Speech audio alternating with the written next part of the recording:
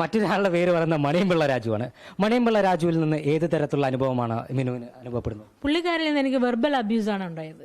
അതായത് പുള്ളി ലൈംഗിക റിലേഷന് വേണ്ടി പുള്ളി റിക്വസ്റ്റ് അപേക്ഷിക്കുകയാണ് ചെയ്തത്. I need you, I want you, ഇവിടെ ഡോറ് തുറന്നിടും, ഞാൻ ഇന്ന് നൈറ്റ് വരും. മിനുവിനറിയോ, എൻ്റെ റൂം വൈറ്റ് ഫോർട്ടിലായിരുന്നു.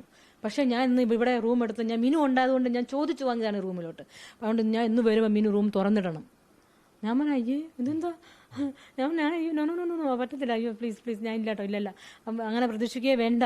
അല്ല മിനു പറയുന്നേക്ക്, ഞങ്ങളൊക്കെ ദിവസങ്ങളോളം ഇങ്ങനെ ഷൂട്ടിംഗ് ആയിട്ട് പുറത്ത് അലഞ്ഞിരുന്നതാണ്. മിനു അത് മനസ്സിലാക്കണം. ഞങ്ങൾക്ക് ഞങ്ങളുടേതായ ആവശ്യങ്ങളും ആഗ്രഹങ്ങളും ഉണ്ട്. എങ്ങനെ സാധിക്കും?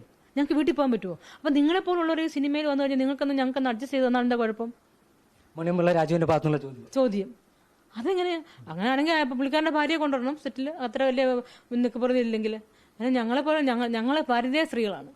ഞങ്ങൾക്ക് സെക്സ് എന്ന് വെച്ചാൽ it's a divine, it should come from the heart, അല്ലേ?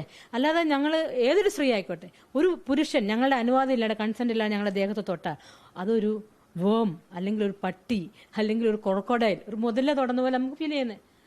ഒരു സ്ത്രീകൾ എനിക്കറിയത്തില്ല, അവർക്ക് ഒരു സ്ത്രീക്ക് ഒരു പുരുഷനെ അറ്റ് ദ ടൈം സ്നേഹിക്കാൻ പറ്റത്തുള്ളൂ.